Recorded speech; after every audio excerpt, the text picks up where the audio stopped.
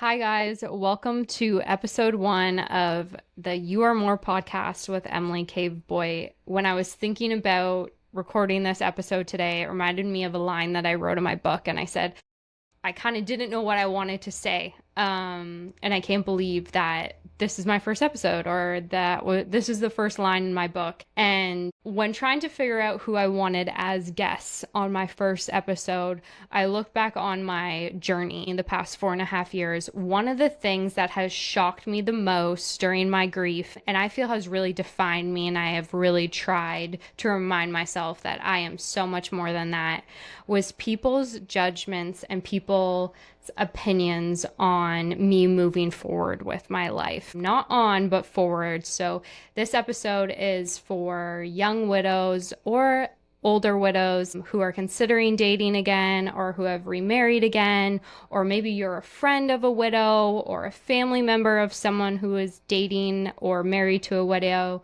This episode is for you guys. The special guests that I have on are some of the closest friends that I've made during my widow journey, Jen and Michael. Jennifer has become one of my go-to girls. She became a widow at 36 years old to her firefighter husband, Ryan, who was killed in the line of duty. After his death, she was convinced that she would never love again, and also never date a firefighter again. But 3 years later, she literally crossed paths with an Irish firefighter named Michael, who now also works at the same fire hall that Ryan works at. And they are coming up on celebrating their 5th-year wedding anniversary. And I could have not thought of a better couple to have this heartfelt but difficult conversation with, because they are just such an inspiration and a role model to how this all should be done. And I know that there's no textbook, but their relationship is very special and one that I admire so much. So welcome, Jen and Michael. Excited to have you guys on episode 1 of the You Are More podcast. Hi, friends. Hi, Emily. How's it going? We're going to do it. It's good. I want to go get my hat now. Should I go get my hat? Yeah, you should definitely go get your hat. Go get Where it. is it? We'll get Do you It's want gonna be to? in my closet. I'm gonna go grab it. Oh, Hold on, perfect. I'll be right back. Thanks for doing this. Thanks Yeah. for. I know it's your day off, so Yeah, no worries at all. It's good. Hopefully we can help some people. That's, yeah, I guess, that's the seriously, main goal, isn't it?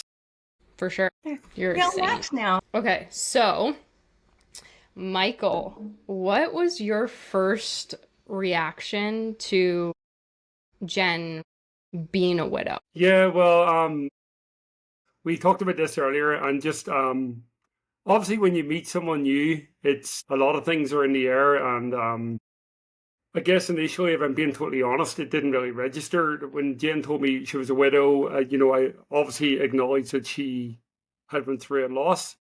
But then over time, as we talked, and I got to see the depths of that, the depths of the impact that has been. But first of all, we were, trying to deal with the first moments, the falling in love part. So, but yeah, I grew to become familiar with exactly what had happened to Ryan and the impact that it had on not just Jen, but the kids. And for me, as time went on, I guess I came to realize it was a bigger thing than I first realized, in a good way. Yeah, just as I learned about Ryan's accident and about his legacy, as I met more people who knew him, then the reality is that Ryan was and still is part of his family. So, and it's something I came to accept. Would that be something I came to accept?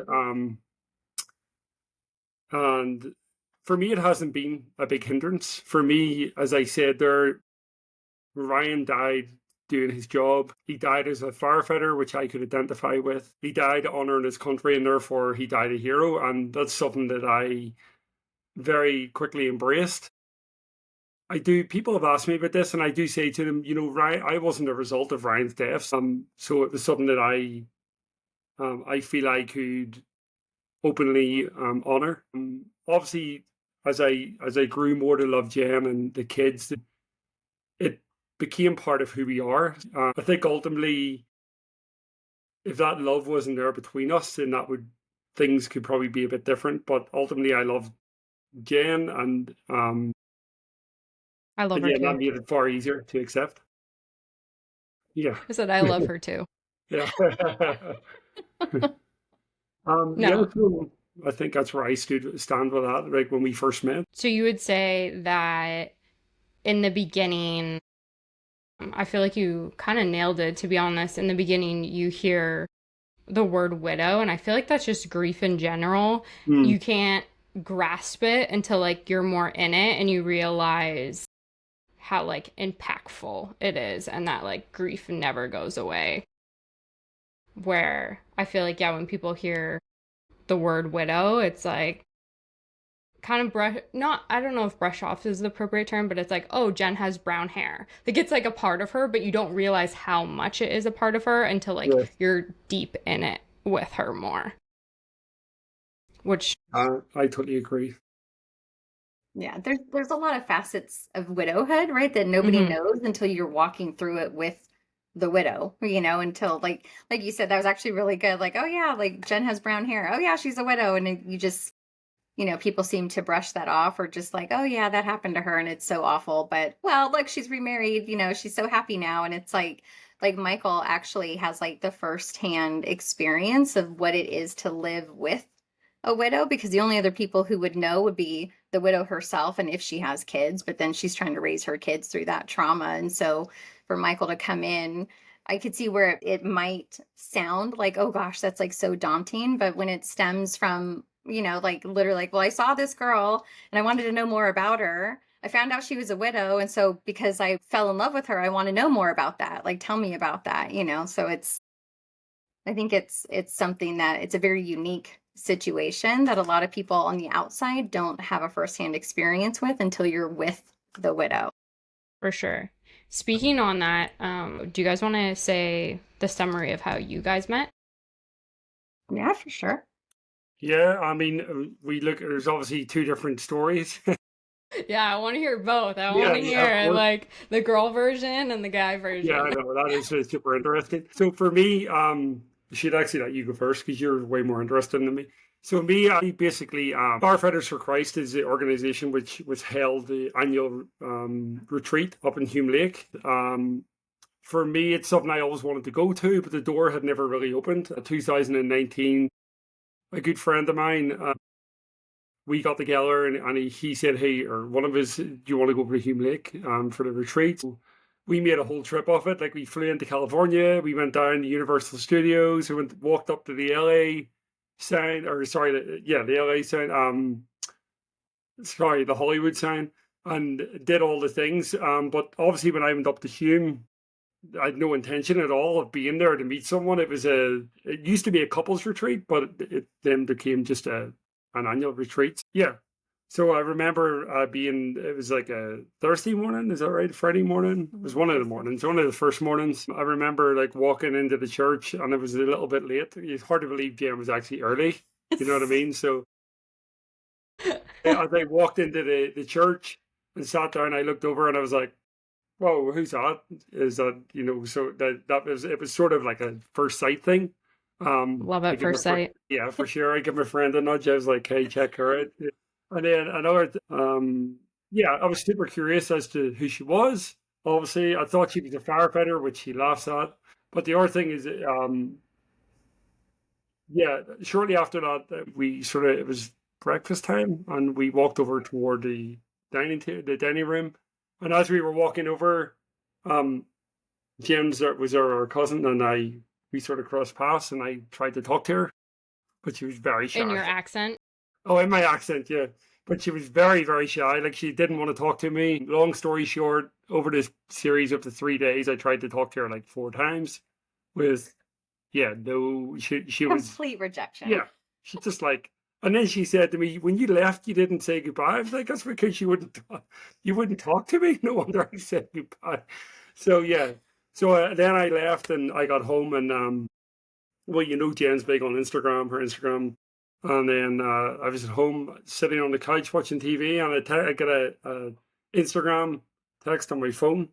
And of course, it's Jen. Hi, it's Jen here from Hume. And I was like, seriously, what is going You're on like, here? where were you during the retreat when Yeah, you were exactly. avoiding me? Now I'm halfway across the country.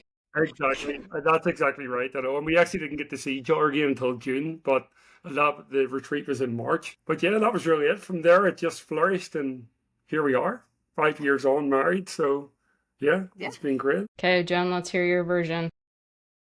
Well, all obviously, like the perspective of it is similar. He described it perfectly. It was very accurate. He tried talking to me and I completely ignored him. And I think because I was not like Michael, right? We weren't going to this retreat to, oh, I hope I meet somebody. You know, I was actually going because I was hired to be there to be a speaker. So I was there on a job, you know, I was there to work.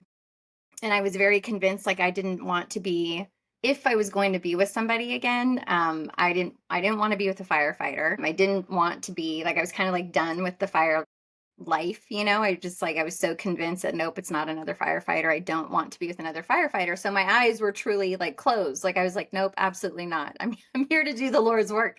That was it. As we were walking, Michael said we crossed paths, but before we actually encountered each other, I felt super nervous and I felt like, oh gosh, like I don't get panic attacks. I don't get nervous before I speak. Like I don't, you know, that doesn't happen.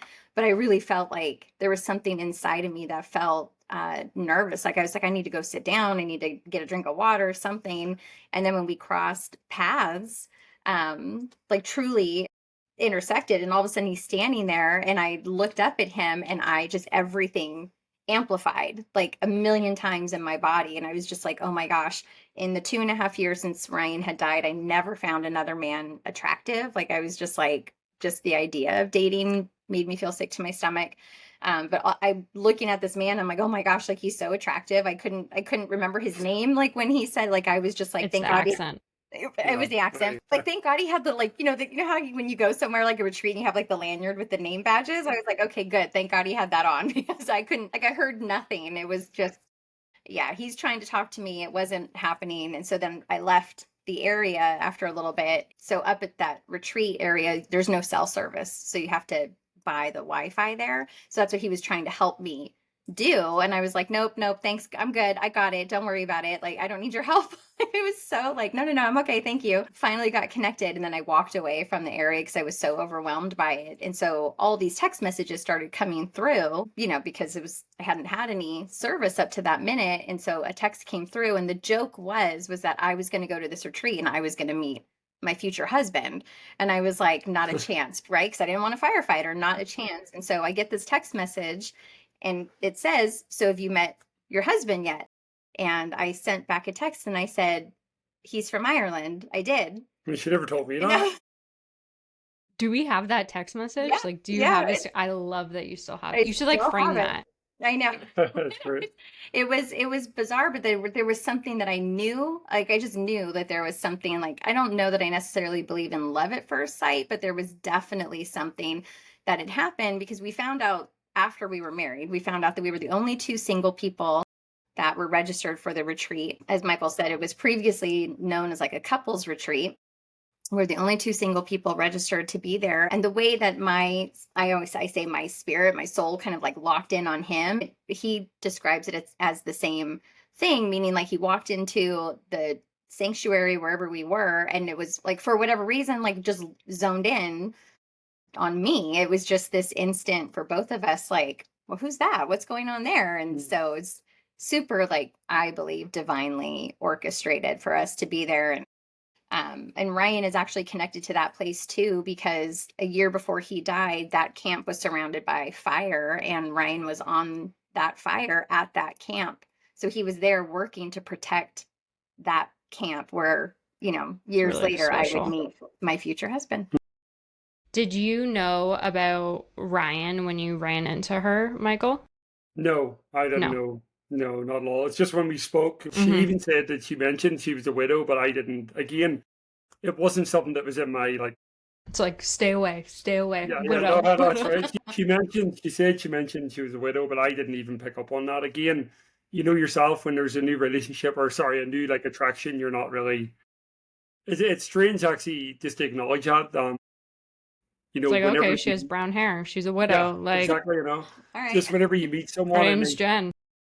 exactly, I knew her name was Jen, but whenever you meet someone and they maybe give you some like really important information at the start, and you're like, yeah, okay, whatever, you know what I mean? You're like, whatever about that, you know. I think that's something we all do. We just like we listen and we take in what the person said, but then we are obviously trying to pursue whatever that attraction is or whatever that connection is. And it's not until later on that we actually realize what they said in that moment, or start to realize the magnitude of who they are, or you know. So yeah, that's definitely something that we talked about on our walk, and it is something to acknowledge, you know, that we do that as humans. Mm-hmm. We say that Jen said she's a widow, and I'm like, all right, okay, she had a loss, but then we get to see the full magnitude of that as time plays out, you know. So for That sure. makes sense. Okay. This one is a sensitive one. Michael, did you have any friends or family that had like reservations or concerns that Jen was a widow and how that would like impact you, or they were worried about her still being in love with Ryan and you not like getting her full love, if that makes sense? Like, Yeah. um, yeah, people's opinions, or and did that impact you? Did that make you like anxious? Did you like take them to the heart? How did you learn how to filter them, etc.? I would say that I didn't have that obstacle in my life when I started speaking to people. Well, the biggest obstacle, because our relationship is very unique in regards of two different countries, you know, 6,000 mile apart, the people were more concerned about the destination than the widow part, you know. So people were asking like, what are you going to do? Are you going to move? Is Jane going to move here? You know, but what I see in that moment is that people don't actually see the relationship. You know, they don't see that we're like falling in love with each other. They don't grasp that. So again, when I told people Jim was a widow, they were obviously Ryan was a firefighter. I came from a previous fire department. People were like astonished, just they're taken back by the accident and how the accident happened and how Ryan was killed. I think you can tell people a lot of things, but they don't really grasp it until they actually meet the other person. So for me, if people did have any doubts, which they never expressed to me about Jen being a widow, I think when people started to meet Jen and they realized how special she was and what we had. And I think for me, people were just happy to see me happy. My close friends and family, it might have been overshadowed by the widow. Aspect might have been overshadowed just by the difference in where we lived, you know, and how that was going to work out. So I would say for me, no, it wasn't an issue for people. Did you ever hear me talk about like what? No, but I No. never think it was ever an issue for people. Would you say the same, Jen? Would you say that you had people concerned, or when they met Michael, they felt better, or? Well, I think being on the widow side of things, like naturally my parents were Mm-hmm. very like, is this man going to take care of you? You know, because they watched me go through so much. Like they, you know, I mean, my dad, my gosh, my dad, I was just telling Michael a story the other day about, you know, because I was working at the time, and, you know, it's, I don't know, maybe like a year later, and my dad's babysitting my kids for me. And I get home from work late and he says, oh, I made you dinner, but I forgot to bring it over. Let me go get the dinner, because they lived like a mile away. And I was like, okay. So I don't know. He was so like, I got to bring you this plate of food. And I was like, okay, dad. And so he brings it over, and I was telling Michael it was like a bowl of macaroni and cheese with kind of a hot dog in it. It was the sweetest thing. But I was just like, but his care for me, like he was just like, I won't even let you go a day without a meal, you know, like, so my Mm-hmm. parents were very much like, you know, I mean, I'm their daughter, right? They watched me go through such heartache. And so their concern was definitely more on the lines of like, is this a good man? Is he Mm-hmm. going to come in and take care of you? But then also because Ryan was their son as well, you know, Ryan and I had been together for 22 years. So they watched Ryan grow up from the time he was 16 years old. And my dad, especially, like, still to this day, will get emotional talking about Ryan. And so I think it was important, like, not just is this man going to come in and take care of our daughter, but is this man also going to come in and take care of Ryan's memory? Because it's attached to their grandchildren, it's attached to their daughter, plus their own memories that they have with Ryan. My parents did trust me with that. I mean, truly, like they really did put a lot of trust in me and what I was sharing about Michael and how I felt about Michael. But even on the side, like where Michael's talking about, you know, the people in our lives, distance was the primary concern, just because, again, our situation's unique. But I have noticed that with his family has really done a good job to embrace Ryan. He has a cousin who lives here in California, and she will, like if I post something on Instagram or whatever, she's really sweet to just meet me at that, and like, oh, I'm sure today's a hard day for you or whatever it might be. And his family has really embraced not only me and my kids, but they, without ever knowing Ryan, without ever meeting Ryan, without ever understanding even what that was like when we went through it, they've embraced all of that with me. Like it's just a part of me. Like where I go, Ryan goes, And so it's like Michael's friends and family have been really welcoming. I mean, truly, I think every single person in his life that, now it's been 5 years, but I felt very, very welcomed by everybody in his life. Nobody made me feel weird I for feel like being a it's widow. so important to, acknowledge that part. Yeah. Because there was a whole you before Michael, and that should never have to be erased.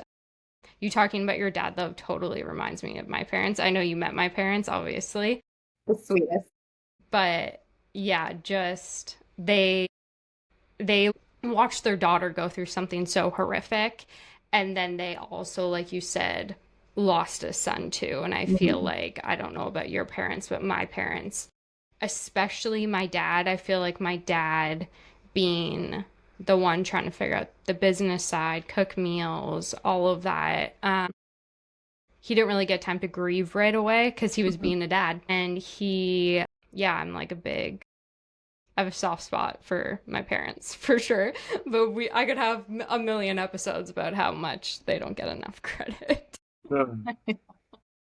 But yeah, no, it's very hard, and that needs to be acknowledged as well. I think when someone marries or is dating a widow, their family and friend grief need to be acknowledged too. Like, you're kind of dating everyone's or marrying into That's true.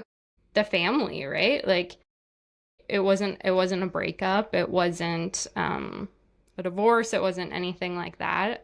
They were very much still alive and in it when they passed away. Speaking of grief days, Michael, what do you do? I mean, I've seen on social media, and this is why I wanted you guys on, because I know no relationship is perfect by any means, but Michael, I feel like you,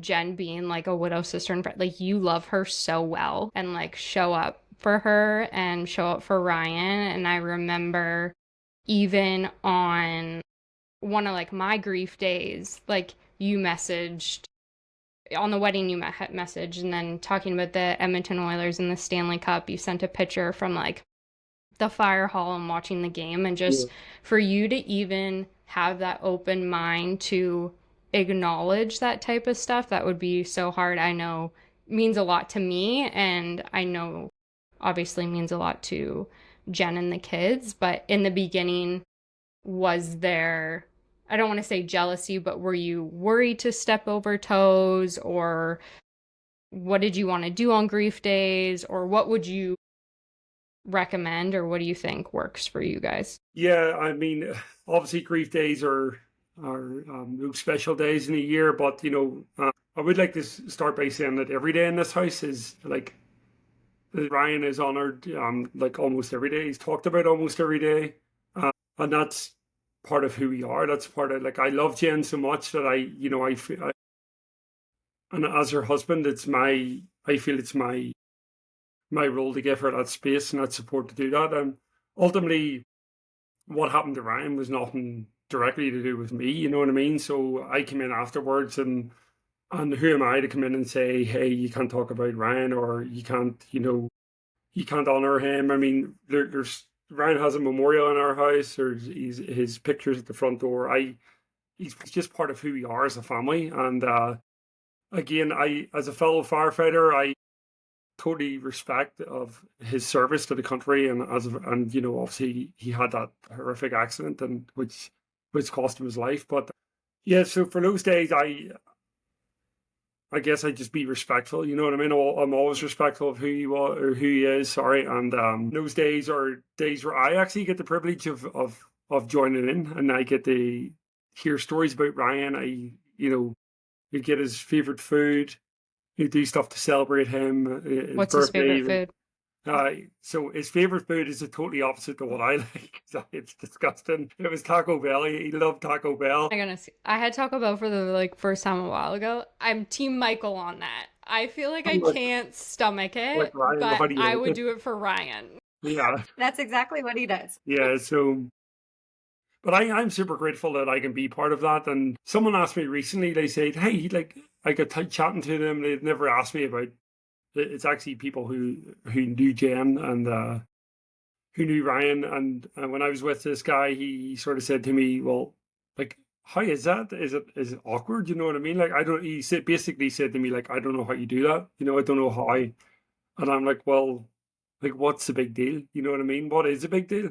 You know, Ryan lived here. He was killed tragically, um, and the family need a forever to grieve at. You know what I mean? It's always going to be there. I know it's something that's never going to go away. I have no desire for it to go away. It doesn't bother me. So those days, I say I'm the one who's privileged to be able to join in and hear more about Ryan and to be there with the kids. And ultimately, like that we talked about it earlier. That all just comes down to how much I love Jen. I love Jen. I love the kids like they're my own. You know what I mean? And I want to be there. I want to be there to support them and celebrate with them. So that's where I stand with that. Jen, what is something that Michael does, whether that's tidying up his gravesite or flowers or something that you really appreciate and would encourage someone else to do? Big or small? All teary. I wasn't expecting that. You didn't send me that question. Feeding on I went prepared. It's so there was a really, really poignant part at the very start of our relationship before we talked about marriage, before we talked about anything, that I was like, this is the man I'm supposed to be with. And so the night that Ryan left for the fire, my daughter ended up taking a picture of me and Ryan as we were hugging, literally as he was leaving to not come home, right? So it's our very last moment together. My daughter captured it. So naturally, after Ryan died, I took that picture and I framed it, and it's on my bedside table, and it's there. And so I remember, Michael and I meet, and we would FaceTime, have our dates on FaceTime. And I remember telling him that I had about this picture. I had this picture and it's on my nightstand. And Michael had said to me, he said, just so you know, that picture never comes down. Don't ever take that picture down. And I remember in that moment thinking okay, is this guy too good to be true? That's okay, sure. That's every widow's dream to Right, hear right. from someone that they are dating or remarried. Right, totally. So it's I loved it, but then I was okay, but is it real? And 5 years later, that picture's still on my bedside table. And so every night Michael goes to bed with me, and that picture's still there. And I know that that's an extreme case, of wow, that's an incredibly selfless heart and selfless love. But the bottom line of that, being able to love in that way, is because Michael loves me and who I am and what I've gone through. That's a part of me that he loves as well. He knows that who I am today is a result of what I've gone through. So you couldn't love who I am today and then say, okay, but get rid of your past, because that past made me what he gets now, this version of me that he gets now. And his ability to love me with my past, and which is what allows him to do things like that, drive out to the cemetery with me and literally clean up Ryan's headstone for me. Or, we had something not long ago where he came across something of Ryan's, from work. And he was just text me, you're never going to believe what I found. And, brought it home so that, I could see it and I can have it. And, just things like that. He's always looking out for Ryan's memory, but it's for me. It's not in an effort to look good or be good or look at what a good husband I am. I do this so well. It's a genuine,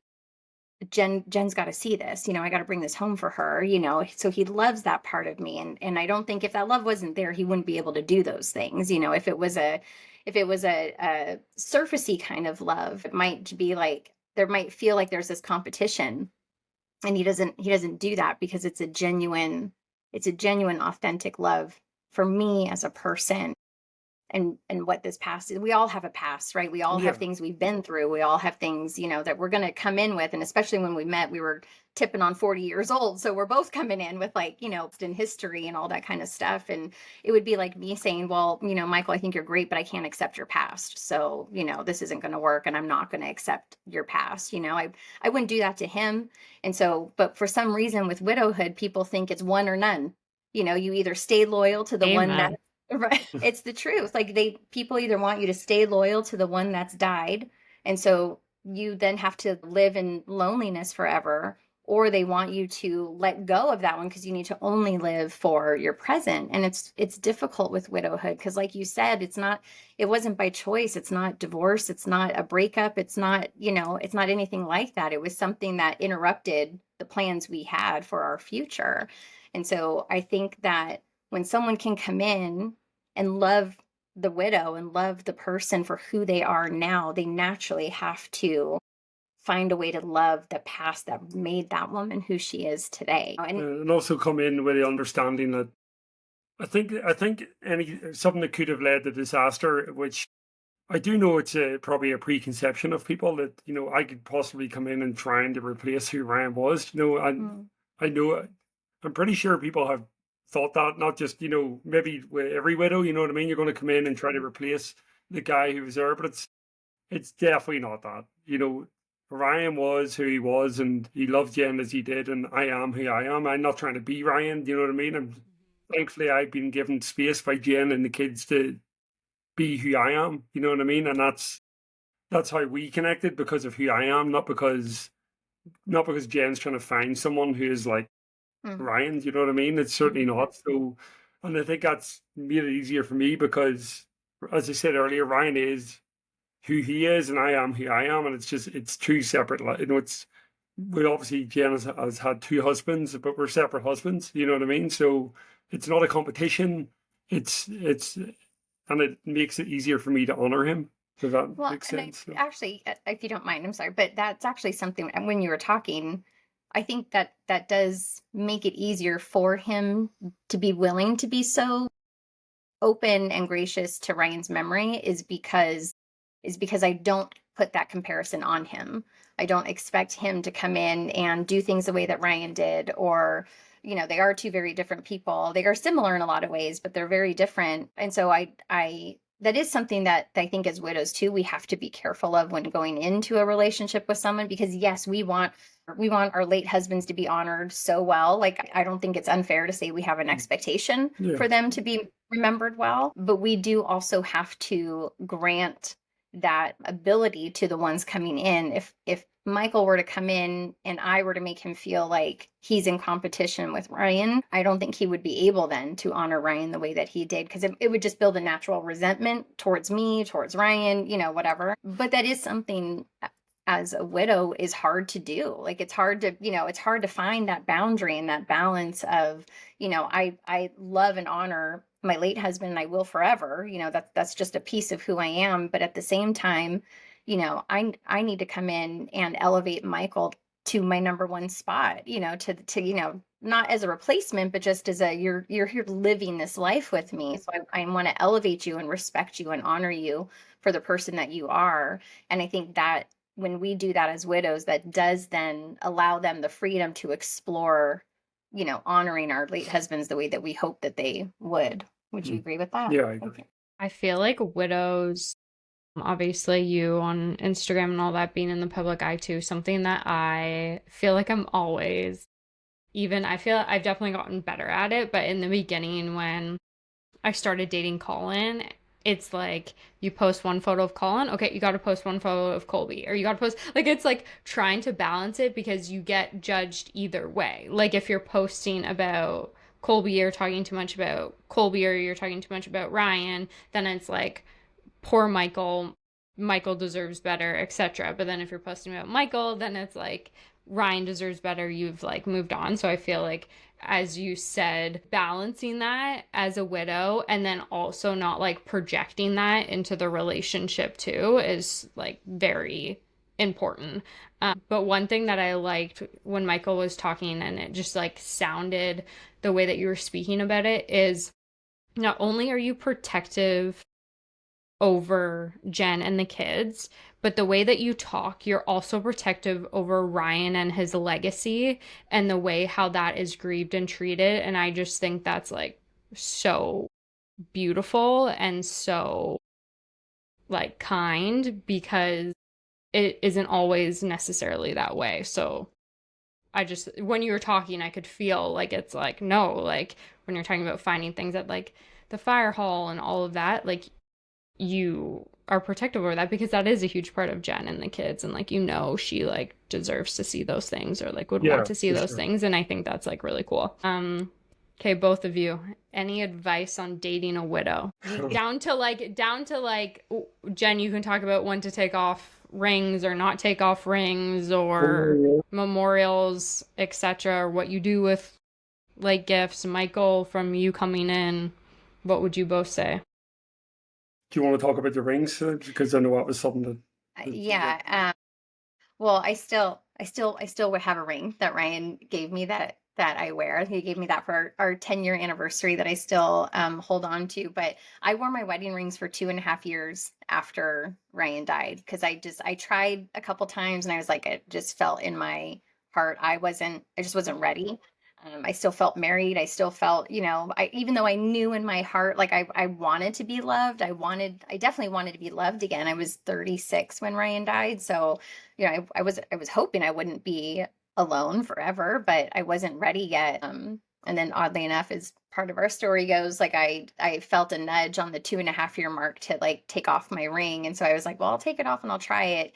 And so I took it off and it didn't feel uncomfortable. It felt right at that time. And wouldn't you know it, exactly a week later is when I met Michael. And so I always think about that. If I had been wearing my wedding ring, he wouldn't have talked to me. He wouldn't have, so I'm grateful for that. But when it comes to things like that, or even still, because obviously like we're in the house that Ryan and I bought together, so there's a lot in here that was touched by Ryan, like literally in regards to fixing things or not fixing things. And so one of the most difficult things for me as a widow was trying to allow this home to feel like Michael's home. Not because it didn't feel like that for me, but I wanted so badly for him to feel comfortable here in this home and turn this into his home rather than, well, this is Ryan's home. And so, like I can I do this? Can I do that? I never wanted him to feel that way. I wanted him to feel open and welcome to that. And so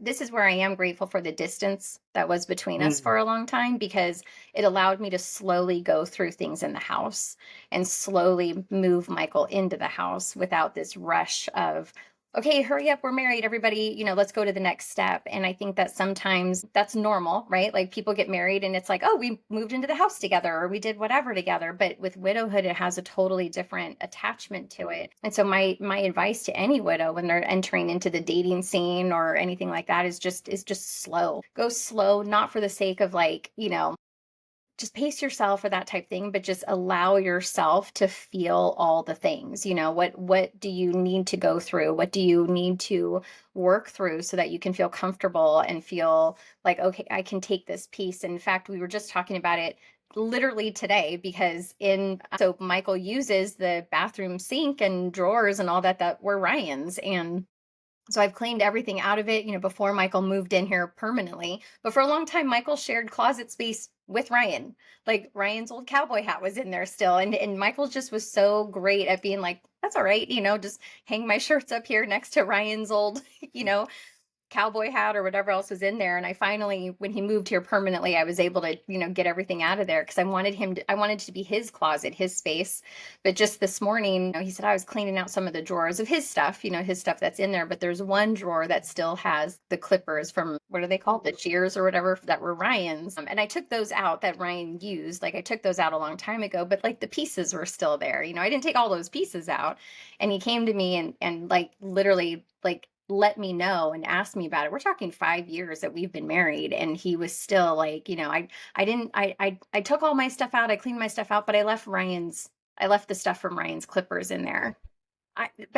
Right. And so it's like, So still 5 years later, I forgot all about those being in there. And rather than him just, I would never know if he were to just get rid of them. But it's the fact that he was like, what? Let me let her know that they're in there, whatever she wants to do with them. So it's things like that. It's just this slow moving pace instead of just jumping in and being like, okay, I'm ready for the next chapter. There's still pieces years later that are like, oh, that's still, oh, I forgot about that. Or, oh, yeah, I don't know what to do with that. Or, we're still going through things together. So that's my advice for widows, is just slow so that you can figure out where you are with things and where the person is with you in that. Remember, sorry, just quickly as you were talking, one of the things, like, after Colby dies, I like didn't throw anything out. Like, that was one of the best widow advice I was given, is just give it some time, because you kind of just want to throw it out. But I remember when I moved here in April, in my house in Edmonton with my parents, they're still there. Colby's jerseys are hung up, his photos, his sticks, all of that. And I remember heading to the airport, and I remember seeing his urn, and I just felt, it was such a weird feeling of knowing, like, okay, I'm moving to the States now and all of that. And I wasn't bringing his urn. We haven't kind of decided what to do, leaving that all in Edmonton, but I felt like I was leaving him behind. And I just remember, like, sobbing at the airport, and, like, it was such a bittersweet feeling. You're excited for this next chapter and going to the US, but, like, even like you're saying, like, 5 years later, when you come across stuff, you're slowly transitioning into this new marriage or relationship. There is things that, like, still hurt and, like, will always hurt. So it's so amazing that, like, Michael even today, like, gave you that space to just, like, let you know, or, like, think of, like, letting you know about Clippers, where I feel like a lot of people, actually, other than my parents and, like, my close friends, would never think Emily's leaving behind Colby's ashes, or, like, Colby's like belongings to, like, move here, and what that may make me feel during that, like, already big transition. Yeah, it's a lot. Sorry you have to do that. Yeah. Sounds difficult. I guess for me, just listening to you, ladies, yeah, for someone who's dating a widow, I mean, obviously we were older, and I do believe that helped, like, having some more wisdom. Still a long way to go on the wisdom. No, having, like, some wisdom and understanding of life, I guess. I would just like, go and say what you girls have just said. To give more time, to be able to give time, you need to be able to step back and let the widow and her family, like, have those moments. Because if you think that you're going to date a widow, and then the memory of the other person is going to go away, then you're fooling yourself. It's not the case. So you need to be, like, aware of, if you're going to date a widow, like, you need to be aware that this is a lifetime thing. Like, this isn't, that person is going to be part of who you are in your marriage. And you need to be compassionate. You need to be compassionate and have patience, and, yeah, just all those things. I'm not just saying those words just randomly off. I do genuinely mean that. You need to realize that there's actually three people in this marriage, and that's how I look at it. You know what I mean? I mean, I know Ryan isn't physically here. I have a lot of respect for him and who he was, even though I never got to meet him. I've heard lots of stories, but it's about being respectful. And I'm grateful that I get to love Jen. I see Jen as my wife, and like every man should be treating his wife. I adore her. And Ryan is part of who she is. And also, we are a situation with the kids need space. I mean, when I came into, I'm sure for them, when I came into this situation, it was a whirlwind. They're like, who's this guy? You know what I mean? Well, not only is he from Ireland, but, he may be trying to replace my dad, you know what I mean? Which is never something I've ever tried to do. Just the normal things you would think of as a teenager from a widowed family. I'm grateful that my relationship with the kids is really growing. They know I'm not their dad. I never expect them to look for me to be their dad. You know what I mean? And they, Ryan is their dad, and I respect that. I guess it's just, it isn't a light-hearted thing to like date a widow. It's not something to be taken lightly. It's serious business. It's like yeah, there's a lot. There is going to be anniversaries, obviously every year. It's just again, you need to be mindful. And for me, you need to, if you're going to go with dating a widow, then you need to embrace what the grief that the widow carries every day. So and be part of that. The joy is being able to be part of that. Not that there's any joy in what was lost before, but just to be able, that's what makes us a family. That's what brings me and Jen closer together. An understanding. She's an understanding of my past. We all have a past. So it's just about fundamental basics of marriage as well. Of love, really. Yeah, and of love. So Yeah. Like it's, if you love someone, then you love all of that person. yeah. Everything, and actually, as you were talking really quick, like another thing that I thought about for widows going into dating, because I can't really offer advice on how to date a widow. That's where he comes in. But for the widow dating, I would say that the biggest thing also is to not let go of your standards, like to not settle out of either fear that you won't be loved or fear nobody can love you or worry that it's never going to happen again.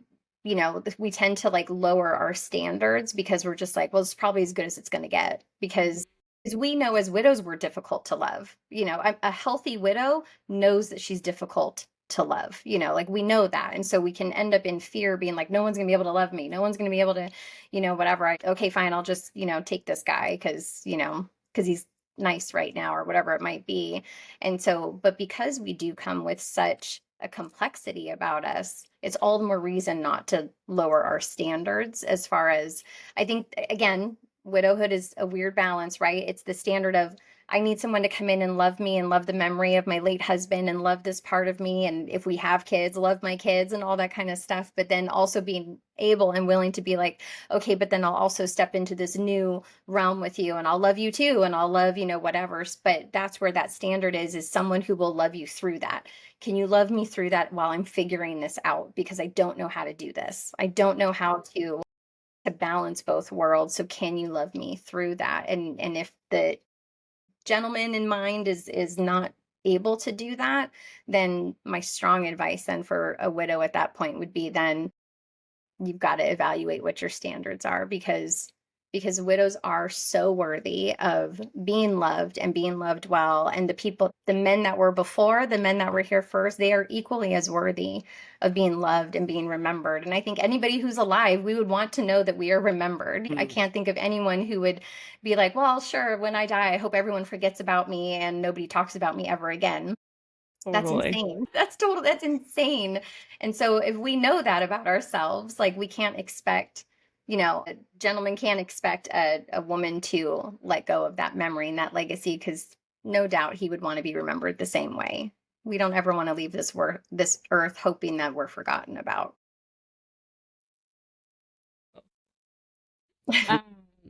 Okay, last question. So both of you as parents, Jen and you particular, just as a mom and being the one no, but Michael, obviously curious on your opinion. If your child, so Michael, if your two daughters, or Jen, if your son or daughter, wanted to date a widow, now being a widow yourself, Michael, how would you feel about that? Would you be worried? Would you be concerned? How would you support their decision? I wish I could answer this without being a widow. I wish I could answer it with a non-biased opinion behind it, but I'm highly biased behind this because I do have a son. I have a son, and I've watched him go through this trauma, losing his dad. And him and I just spoke the other day, and I said, everybody in the world has some sort of trauma they've gone through. Like, it may not look the same as ours. It may not even be in the same realm of what, our individual trauma is, but everybody's gone through something that has hurt them. And so for me, for my son, I've seen him become a very empathetic teenage boy. He's a tender boy. He's sensitive. So So when I think about that, I actually feel like my son would do well with someone who's gone through trauma, because he would know how to love them. He would know, how to show up for them. And also because I've been able to teach both of my kids how to walk through trauma and grief and that sort of thing. So they know how to respond. Grief doesn't scare them. Trauma doesn't scare them. It's impacted them greatly. And so I personally would not have any issue with my son coming into a relationship with a widow, especially. And even for my daughter, I wouldn't have an issue with her getting into a relationship with a widower, because we do come from a unique perspective of, we will make sure to honor your person. We will make sure to honor your people, because we know how it feels and how desperately we want our people to be remembered. My biggest fear after Ryan died actually had nothing to do with me. My biggest fear after Ryan died was that he would be forgotten. And to this day, if I get one inkling that somebody's like slipped up and forgotten about him, I'm all over it. Like, I am just I feel like you're so protective.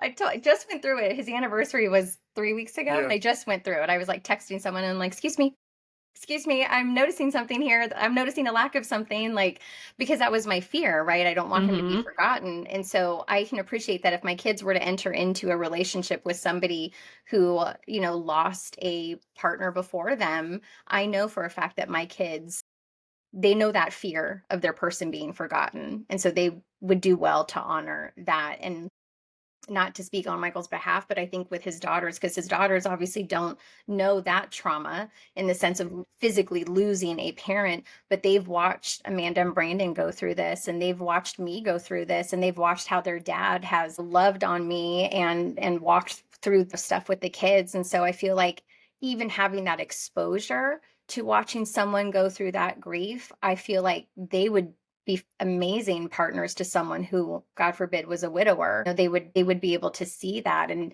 I think there is something for people who have never experienced this to act as though they know how they would do it. Well, I have a lot of words for that, but it's not appropriate. It's not appropriate. So interesting, whether it's like a parent or friends or family. I mean, all widows, we kind of talk about it, or it's the Instagram trolls, people thinking that they would know exactly what to do had it been them. And I feel like widows have so much pressure on themselves and are actually really hard on themselves. So for me, I always say you can't fault someone who's not gone through trauma. I can't be mad that someone hasn't gone through the trauma that I have, and that's why they don't understand it. Right. However, that doesn't take away the like hurt when they like pretend that they understand it or like cast judgment, whether you're whoever you are, trolls, whatever. Yeah. So that's why I'm curious on like from like a widow perspective and marrying and parents and all the different aspects or friends. Your guys' opinion on it. What about Michael? Yeah, being a man, I'm very practical. Yeah. Always talking practical. Jen's a compassionate one, really. Though, I guess I would just make them aware, as I said earlier, like this person has been through a lot. You need to be compassionate. You need to be understanding. There's going to be moments in your marriage or in this relationship that you aren't always going to be the top priority. You know what I mean? Because I respect Jen saying that she made that effort to make me feel first, but there are days where Ryan is put first in the family, and that's fine. So there's going to be days where you're not always like the number one person, you know what I mean? And that's good. That's fine. It's a unique situation. Yeah, it's not just a normal relationship. There's a lot to it. There's a lot to it, but also as well that every part of it is possible. It's not something to shy away from. It's not an obstacle that can't be worked on and actually turned into a lot of joy. So yeah, I guess for me it would just be giving them an awareness, the kids, of what might be ahead. I'm grateful in our relationship that Jen and I have a lot of harmony between ourselves. So that I think that is in turn like helps a lot. Of I know I could picture in some way, like if we weren't in such great harmony like that, there could be a lot of arguments. I think there's potential to be a lot of arguments. So there's potential for so much jealousy. I can see that.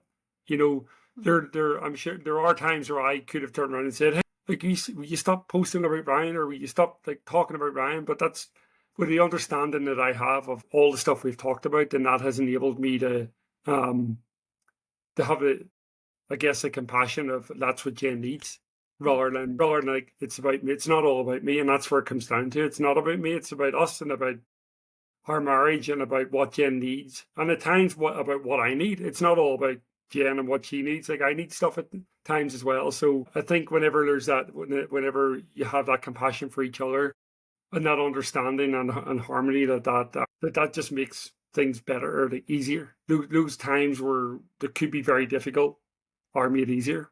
If I'm making sense. Oh, that makes sense. That totally makes sense. Mm. Do you have anything else you guys want to say or chime in on? No, just for me, and I like thank you, Emily, for having us on. We're super grateful. Oh my gosh, thank you This guys. is this is like Literally, I could not have found a more perfect example of how to There you date go. a widow and how to be a widow. I feel But, like Jen is my go-to yeah, that's great. in life, and Yeah, I'm, she values you a lot as well. So No, yeah, super lucky great to for know you. you both. Well, Emily, we're super lucky to know you, but honestly, I had a thought while Michael was talking, and I was thinking that there's a potential for people who have never walked through this to experience something firsthand, to be a part of it firsthand. Like even if obviously Michael wasn't a part of it when Ryan died, but he's a part of it now. And the chance that's there for people to walk through this with you, to become better people as a result of it, to watch you go through it, to learn about it, to take the time to learn about widowhood.